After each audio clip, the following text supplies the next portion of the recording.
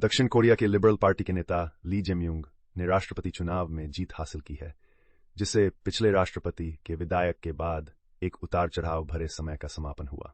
बाहरी मतदानों में ली की जीत की संकेत मिलने पर उसके विरोधी संरक्षात्मक उम्मीदवार किम मून सू हार मान गए। अपने जीत के संदेश में ली ने लोकतंत्र को पुनः स्थापित करने और आर्थिक पुनरुत्थान को प्राथमिकता देने का वादा किया।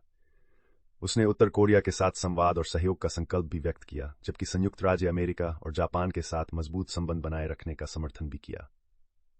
ली का विजय पूरे दक्षिण कोरिया के लिए एक चुनौतीपूर्ण समय पर आया है। देश की अर्थव्यवस्था कमजोर हो गई है और भौगोलिक अनिश्चितताएं संभालनी होंगी, खासकर उत्तर कोरिया की रूस के साथ बढ़ती मेल के साथ। इसके अलावा राजनीतिक विभाजन गहराई से बढ़ गया है।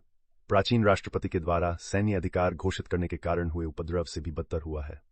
चुनाव ने दक्षिण कोरिया की समाज में विभाजन को प्रकट किया, जिसमें ली पिछली सरकार के विरोधी दल को प्रतिष्ठित करता है, जबकि किम एक गिरफ्तार की गई राष्ट्रपति के अधीन मंत्री संरक्षात्मक मतदाताओं से समर्थन प्राप्त करता है।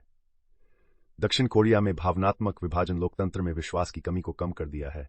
कुछ लोग चुनावों की निष्पक्षता पर सवाल उठाते हैं और एक तानाशाही की पसंद व्यक्त करते हैं।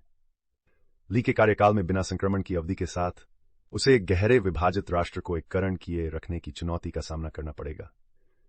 मध्यम वोटर्स को आकर्षित करने और उनकी विदेश नीति की स्थितियों के बारे में संरक्षक प्रशंसा करने पर ली के प्रयास महत्वपूर्ण होंगे।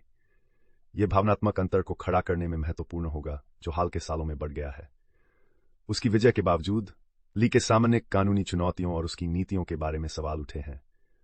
वह इन मुद्दों का सामना कैसे करता है और दक्षिण कोरिया की डेमोक्रेसी में स्थिरता और विश्वास को पुनः स्थापित करने में अपने कार्यकाल में कैसे शामिल होता है, यह उसकी राष्ट्रपति की सफलता का निर्धारण करेगा।